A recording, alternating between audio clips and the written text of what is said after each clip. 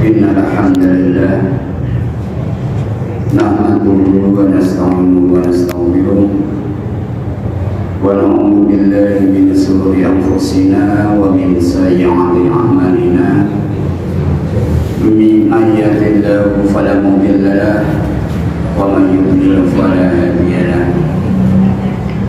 أشهد أن لا إله إلا الله وحده لا شريك له وأشهد أن محمدا عبده ورسوله لا نبي ولا رسول بعده اللهم صل وسلم وبارك على محمد وعلى آله وصحبه أجمعين لا حول ولا قوة إلا بالله أما بعد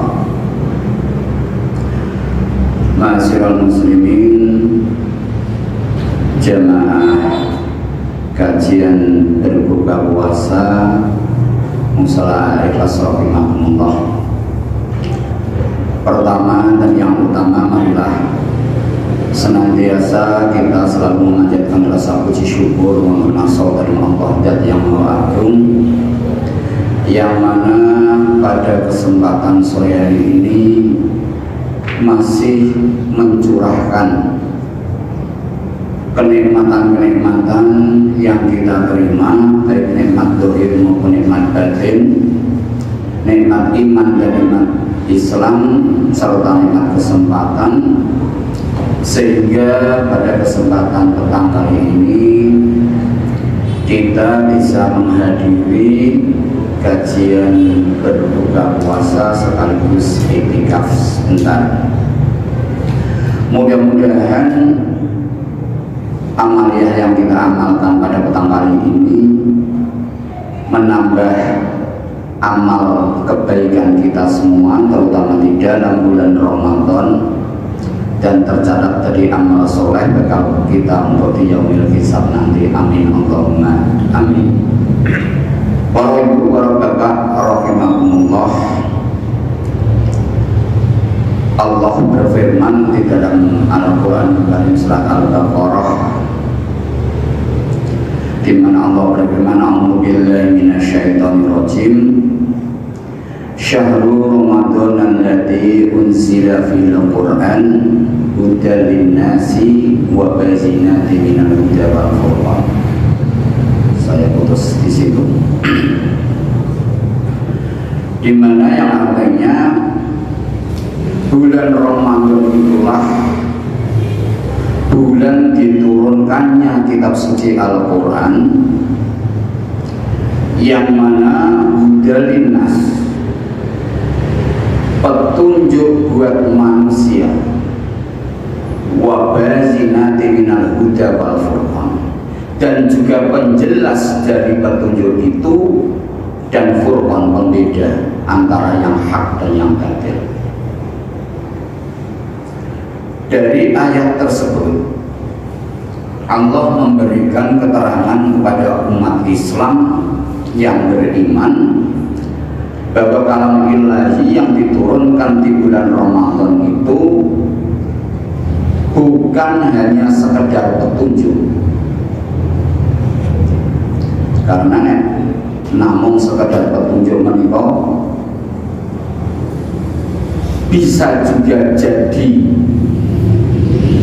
tepat sasaran, tapi juga jadi tidak tepat sasaran karena hanya sebagai petunjuk. Suatu contoh saja, misalkan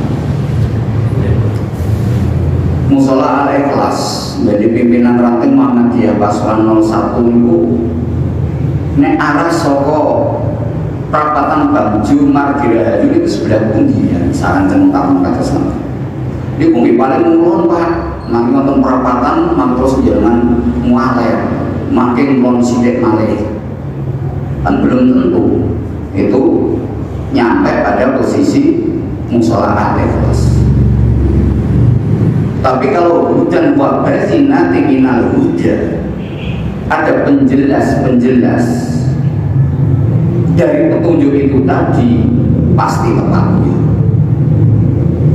Ibaratipun saat ini yang ngetren Google Map, yang ngetren. Jadi bukan hanya sekedar petunjuk, Tapi Google Map itu petunjuknya secara rinci. Dari Rumah Sakit Martirahayu, perawatan Bangjo ke barat sampai perapatan biasanya wonten kalimat 100 meter lagi belok ke arah utara. Biasanya kata semua nih Google Map ini. Terus akhirnya sampai di sini, tujuan yang Anda tuju sudah sampai di posisi kiri jalan. Jadi suatu contoh gambaran pun kata semua. Al-Quran semacam uji, bukan hanya sekedar petunjuk, tapi wabazinati minal huda wal furqan, tapi penjelas dari petunjuk itu. Jadi isinya Al-Quran itu satu, perintah, dua, larangan, tiga, kabar sejarah.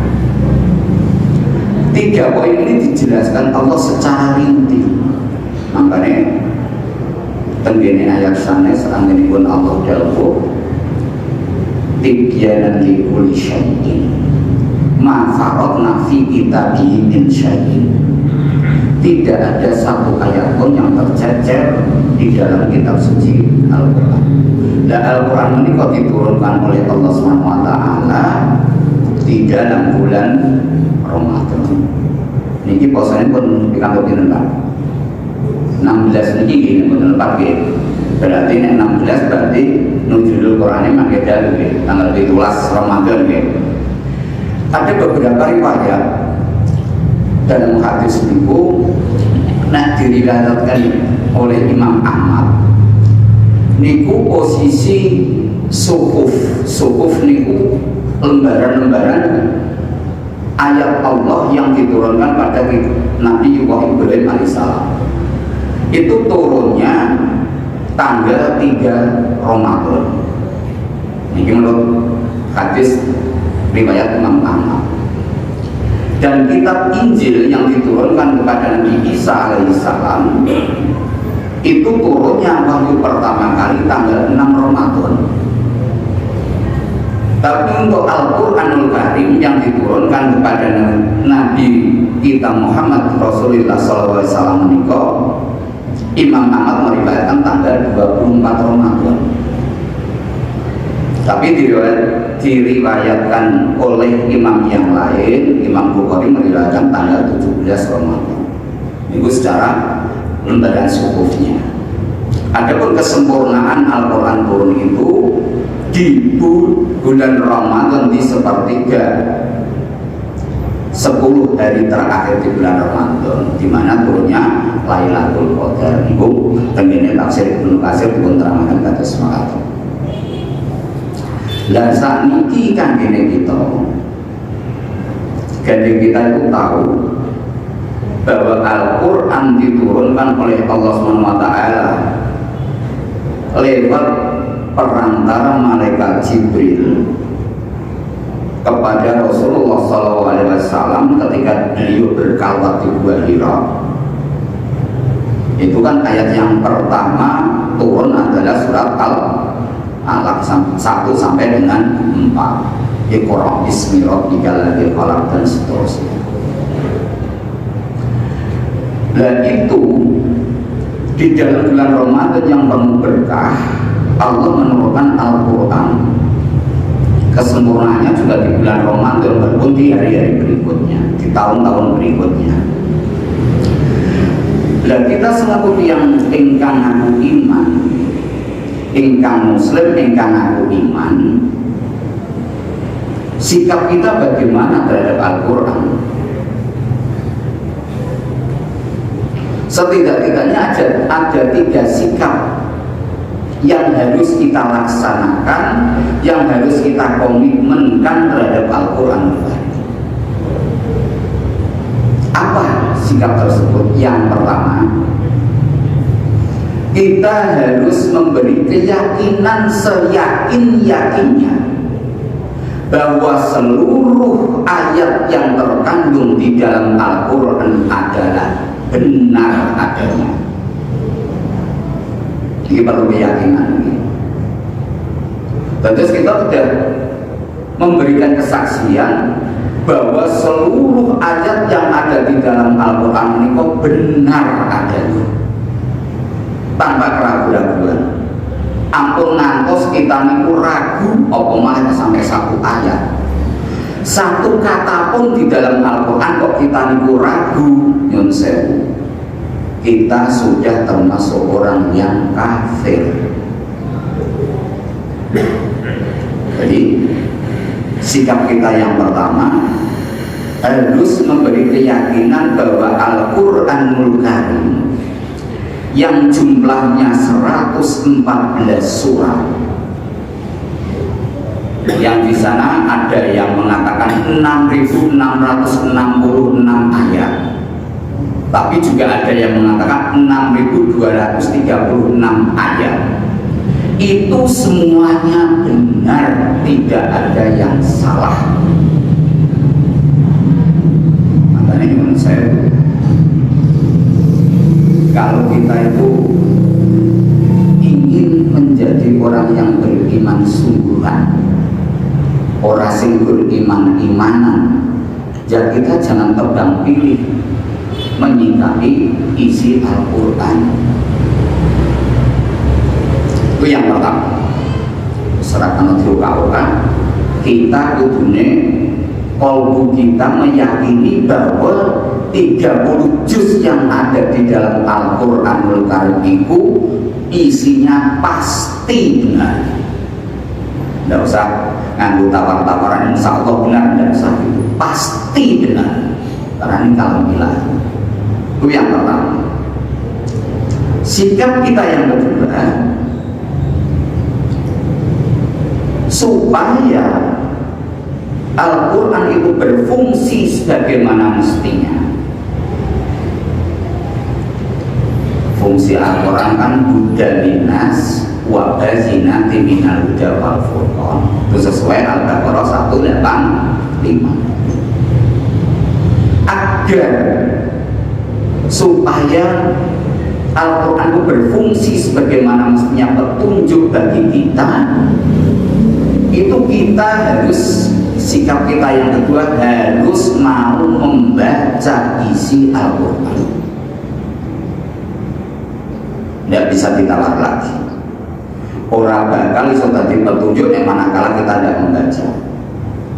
Meski ibarat baik, rambu-rambu lalu lintas yang ada di jalan raya itu, coba tanpa kita baca, wes kita nggak nyelonong aja, tidak bakal kita itu akan selamat. Karena itu rambu-rambu dibuat itu kan untuk ditaati. Contoh, misalkan ada rambu-rambu lampu merah, tapi kita masih melonyong, itu terjadi kecelakaan, ya jangan salahkan kita, jangan salahkan rambu-rambunya, salahkan kita, karena kita tidak taat pada petunjuk yang ada. Itu suatu contoh harus mengatakan. Begitu juga di dalam Al-Quran. Al-Quran itu petunjuk itu bagi orang yang beriman, yang bertakwa, supaya memberikan keselamatan hidupnya baik di dunia sampai di akhirat kelak. Itu janjinya Al-Quran dikasihkan kepada manusia itu rasa kasih sayangnya Allah terhadap manusia. Esturi. Kalau seandainya Allah itu tidak merasa kasih sayang terhadap manusia, ragu saat ini petunjuk atas mereka. Dan di dalam Al-Quranul Karim itu yang dimaksud membaca itu ada beberapa tingkatan. Memang tingkatan yang awal itu membaca secara tilawah, dibaca kata demi kata, kalimat demi kalimat, itu bacaan secara tilawah. Tapi yang dimaksud yang nanti bisa jadi petunjuk itu menurut surat Al-Baqarah ayat 121 yang memberikan penjelasan agar Al-Quran itu bisa jadi petunjuk. Allah memberikan firman-Nya, alladzina atainahumul kitab yatlunahu haqqa tilawati ulaika yu'minuna bi fa ulaika humul khasirun. Orang-orang yang diberikan kitab, yaitu Al-Quran tadi, yatlunahu haqqo tilawati. Dia benar-benar membaca isi dari kandungan kitab tadi.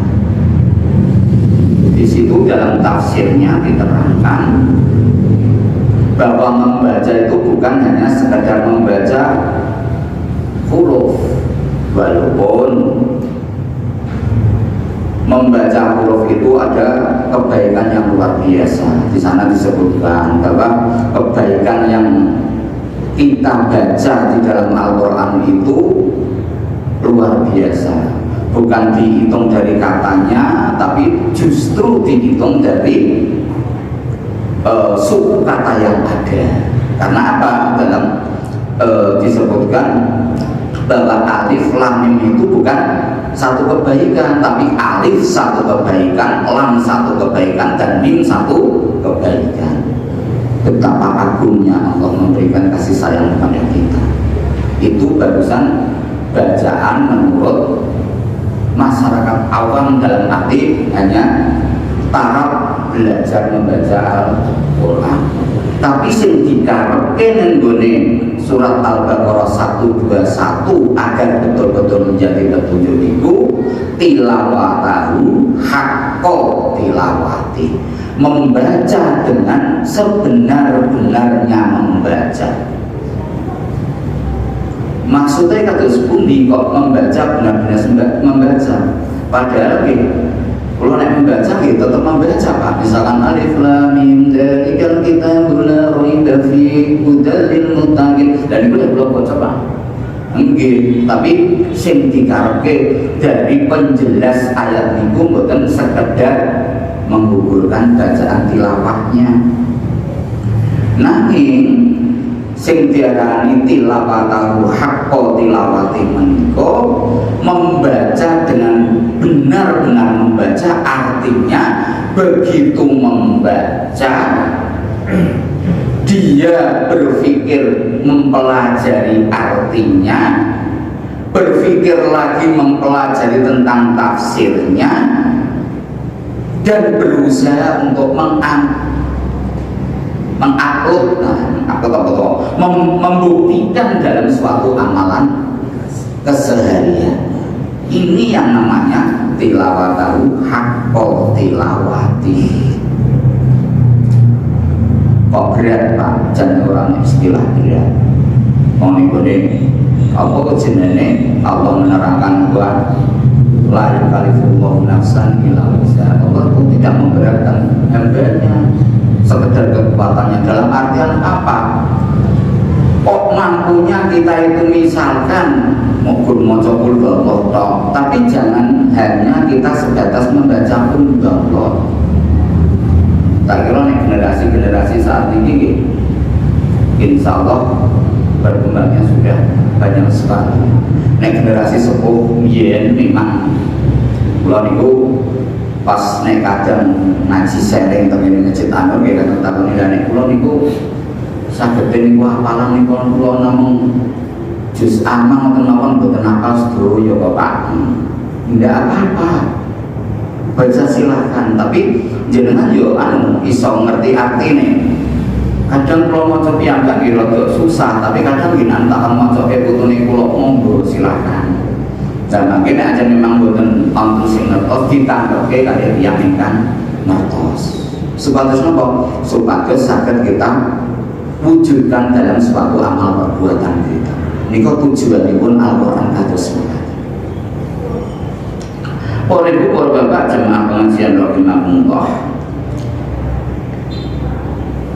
kita dalam menyikapi Al-Quran niku karena kita tidak ada keraguan sama sekali, maka sikap kita adalah totalitas harus kita mengamalkan apa yang ada di dalam isi Al-Quran. Masa belum kuatnya sakit kita amalkan Pak, bukan sedaya kuatnya sakit kita amalkan, tapi minimal yang mampu kita kerjakan, kita kerjakan. Contohnya misalkan posisi haji kan tidak semuanya kita mampu haji, karena kan juga di samping harus kesehatan fisik sempurna juga harus biaya ada. Itu kan ada salah satu hal yang tidak bisa membuat ibadah itu bisa terlaksana. Tapi kalau yang ibadah contoh misalkan sholat, maksud ibadah sholat kita ada seminggu aku rasa sholat pak, tidak bisa semacam itu. Ini harus tuntutan, harus kita bisa untuk melaksanakan. Maknanya di dalam Al-Quranul Karim juga disebutkan setelah dikasih penjelasan oleh Allah bahwa Al-Quran itu harus tilawatahu haqqo tilawati, harus dibaca dan anggenipun membacaku benar-benar membaca, dalam arti membaca, mempelajari dan mengamalkan dari isi kandungan Al-Quran. Ternyata kelompok manusia itu akhirnya terjadi 3 kelompok yang berbeda di dalam menyikapi Al-Quran.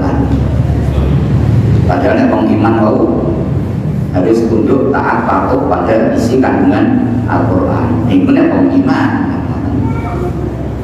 Nah, yang kenyataannya yang ada niku Al-Quran disikapi ada 3 kelompok golongan manusia. Dari golongan manusia ini pecah jadi 3 kelompok.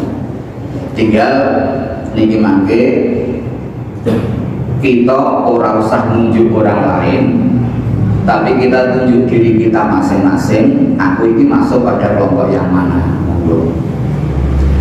Anggenipun Allah dawuh wonten ing surat Al-Fatir ayat 32. Itu manusia setelah diberi Al-Quran itu pecah jadi 3 kelompok. Allah berfirman, a'udzubillahi minasyaitonir rajim. Summa awasna kitabal ladzi tafaina min ibadina faminhum dzalimun li nafsihi faminhum muqtasid faminhum sabiqul bil khairat bi idznillah. Dzalika wal fadlul kabir. Yang artinya kemudian kitab itu kami wariskan kepada orang-orang yang kami pilih di antara hamba-hamba kami. Jadi kitab itu harus diwariskan kepada hamba Allah yang pilihan, dalam arti pilihan itu orang-orang mukmin. Nah, yang di antara mereka nyatanya pecah jadi 3 golongan. Yang pertama, dolimun li nafsi terhadap Al-Quran. Dia itu mendolimi dirinya sendiri. Yang golongan yang kedua, muktasid. Dia di tengah-tengah antara mendolimi dirinya sendiri dan beriman sesungguhnya. Kelompok yang ketiga, sabiqul bil khairat biidznillah. Dia itu berlomba-lomba untuk mengerjakan suatu kebaikan dengan izin Allah. Di dalam tafsir surat tersebut disebutkan kriteria orang yang mendolimi dirinya sendiri itu yang bagaimana? Ya, kalau iman dunia dia percaya anaknya Al-Quran. Al-Quran itu kan yang wajibnya Gusti Allah. Anjen yang diturunkan karo Nabi Muhammad Rasulullah di kubu malaikat Jibril. Di sini petunjuk, di sini ya petunjuk.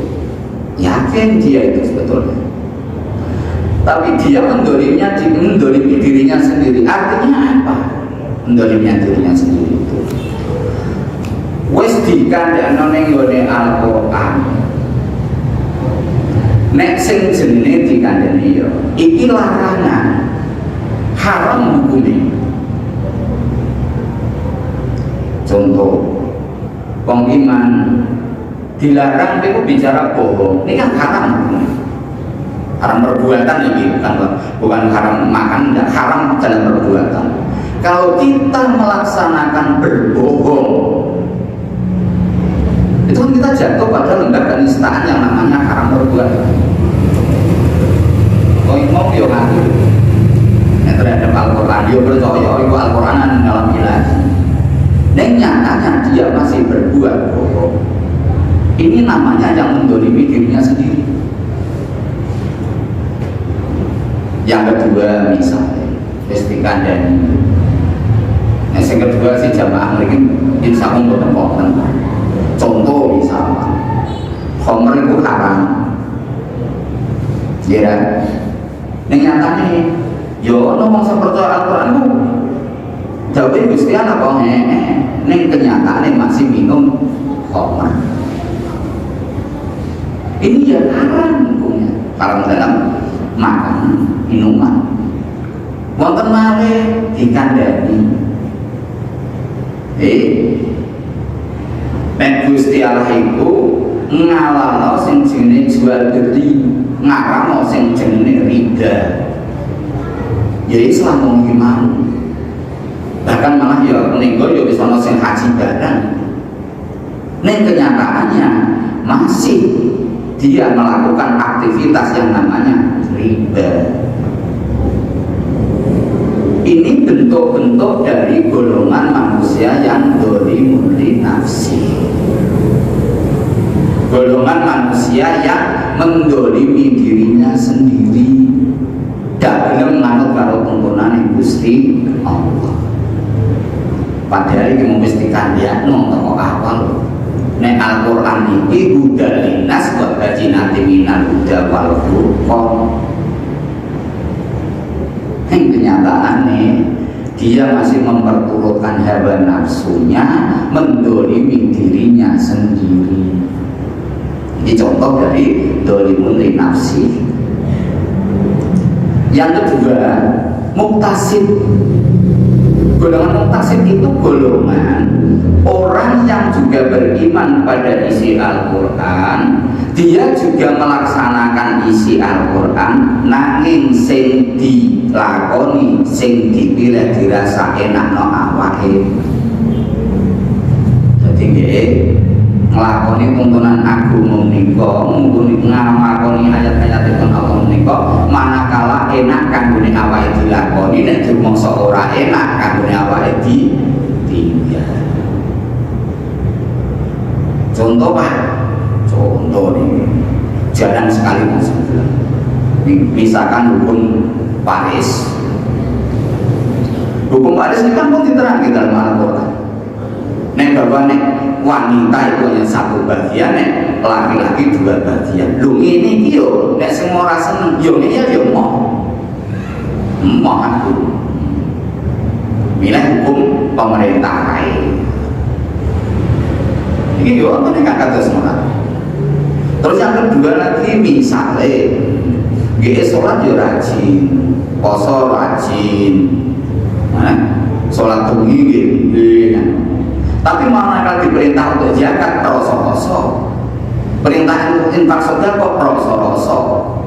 Karena kok merasa ini engko rugi nek aku infak, engko rugi nek aku sedekah, kan iki kata. Yang saya yakin, seyakin-yakinnya husnudun saja jamaah PRN Pasuruan 001 tidak ada yang semangat. Tidak membawa yang mencer-ceran, bis mulai sopo sing disantuni yatim piatu, alhamdulillah. Ini terbukti. Tapi ada orang kelompok yang terbukti, dan itu panjangan kersani masih banyak di masyarakat. Itu yang muktasib. Sekarang yang ketiga, yang sabiqul bil khairat biidznillah. Ini makanya dilakoni sambil Pak. Maghrib itu kunjul itu gini betul Pak. 37 gini. Kalau laksanakan kelompok yang ketiga, yaitu kelompok sabiqul bil khairat biidznillah. Orang yang selalu berlomba-lomba berbuat kebaikan, di mana isi kandungan Al-Quran yang sudah dipelajari tadi semuanya ingin diamalkan, kecuali ada keterbatasan tadi. Dan saya pun ada keterbatasan, contohnya ibadah haji tadi yang saya contohkan, itu kan punya keterbatasan. Tapi di lain itu dia ingin sekali Setiap saat ingin sekali ada ayat yang dipangguli oleh kok ini ayat itu kok akan gini ya, dia bergegas untuk melaksanakan. Selalu dia itu berusaha, ibaratnya tidak ada waktu yang luang tidak untuk beribadah. Nah, pengalih terutama bulan Ramadan ya, bulan Ramadan sing pun nanti kuasa sangat panjang di pun paling pirsa dan balik maupun balik bahwa sejauh bulan Ramadan menikah bulan yang penuh keberkahan. Wibarate buah jane neraka ditutup, swarga dibuka sak lebar-lebare, setan dibeleng. Ini suatu aktivitas biasa. Jadi untuk bulan Ramadan mari kita pergunakan semaksimal mungkin untuk selalu dan selalu menambah amal kebaikan. Karena ini saya walaupun bolak-balik matur tentang bahwa kita jangan sampai menunda-nunda amalan kebaikan, karena kita tidak tahu kapan datang maut kepada kita. Kita tidak tahu. Ada ada satu hadis yang menerangkan bahwa umat dari Rasulullah SAW itu antara kisaran 60 sampai 70 niku. Jadi ada hadis yang semacam itu menerangkan bahwa umur kita sewu. Kalau terus terang Pak, saya ketemu cerita kurang petang tahun menangi petang tahun. Kira kan ngoten. Wong enten iki misale pergaji ngeten iki berbuka cocok mulai dipanggil Gusti Allah ora iso bisa saja. Makanya terus terang kalau kita tunggurake terutama amalia-amalia yang sakit kita kerjakan dengan visi kita yang cepat-cepat, jangan suka menunda-nunda. Kok misalkan dulu itu jam 12 kurang seperempat, setengah 12 jangan siap. Ojo ngenteni Allah jam 12 kurang seperempat lagi orang bulu, namun itu siap. Persiapkan diri kita. Ojo nanti kita itu temenan. Jadi nanti mempelajari Al-Quran kok tutup ayat yang menerangkan bahwa orang yang meninggal dunia ketika menghadap Allah dia dirosok betul. Iku jaluk karo Gusti Allah, ya Allah Gusti, aku mau balik ning dunia nek Gusti. Orang ketang sajam lah aku tak berbuat kebaikan. Nah, sing ora tahu sedekah, aku tak mau dapat apa harta yang saya miliki. Nek apa iso? Anda bisa. Betul ikuti boburi. Untuk boleh bolak-balik, bukan hanya generasi tua, generasi muda pun kita tidak tahu kok kapan ajal menjemput kita pun kita tidak tahu. Dan bisa tampil bolak-balik juga bahwa jenenge ajal nek wis datang ora iso diundur, ora iso diajoke senajan satu detik pun. Dan satu ayat lagi ada yang menerangkan di dalam surat An-Nisa ayat 78 itu diterangkan bahwa kematian yang kamu takuti senajan kamu bersembunyi di dalam benteng yang kokoh, itu kematian tetap akan menjumpai kamu. Dunia wis kaya ngeten iki janjane lek kita reso selak kalau kematian. Iya tangge. Kita kan tidak bisa selak dari kematian. Mula menika sadurunge kematian datang, iya kula sifate ngajak. Nek kula sifate ngajak niku mboten kula perintah. Nek perintah ya kula akon terus aku menengahi kon perintah. Kula ngajak. Berarti saya harus berbuat lebih awal. Yuk memperbanyak amal kebaikan.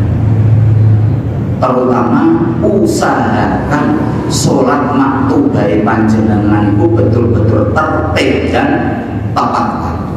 Syukur bisa berjamaah, karena hukum sholat berjamaah kan bunyi wong lanang itu hukumnya wajib. Ya Pak ya, kalau tenggene masjid ini sempat ditakoni berkenaan dengan hukumnya wajib sholat berjamaah. Tak ceritake satu sidik kisah tentang sahabat jenenge Ummi Maktum, orang yang buta, ngadep karo Rasul minta dikeringankan, dikei keringanan supaya dia bisa berjamaah karena dia buta. Ya Rasulullah, saya itu orang buta, tidak bisa melihat, dan saya tidak punya anak maupun cucu yang ada di sekitar saya sehingga bisa menuntun aku yang orang izin. Dan ibu, misalkan aku orang berjamaah, ya Rasulullah. Asalnya pertama si Rasul, ya rapopo. Begitu rapopo, sahabat Ummi Maktum mundur beberapa langkah. Diundang Rasul, sahabat Ummi Maktum, ya Rasul. Neng pecik rumah ada, tak saja Rasul. Lah neng rumah paranono, dan nonton itu. Neng rumah paranono, kan berarti ada satu perintah bahwa jika kita mendengarkan adzan dikumandangkan, kita berkewajiban untuk mendatangi. Dan untuk apa? Untuk sholat berjamaah, terutama bagi kaum yang laki-laki. Monggo, yuk atur waktu kita. Kita nek mikir kesibukan kita di dalam dunia ini orang dari estuni. Kalau dia bisa mawon, DC durung sang terbuka untuk terpanggil ke arah sana, yung kosye. Tapi begitu nek saniki terus terang boten kula niki sum'ah apa niku menyombongkan diri. Tapi kok begitu Anda itu setengah 12, jam 11 merapat bengkel aku. Mbok wong wadu nuntun motor kemenanan sediat, Pak, mbok nuntun. Ya aku kanthi maaf. Boten saged Pak nyuwun sewu niki jatahe kula sampun telas jam kerjane. Kula badhe adus soalnya sekilo mangke badhe dhuwur. Harus berani kados mengkaten. Nek ngenteni waduh itu nak tak tinggal relasi saya hilang di 10.000 hilang rambai. Nah, itu salah satu contoh.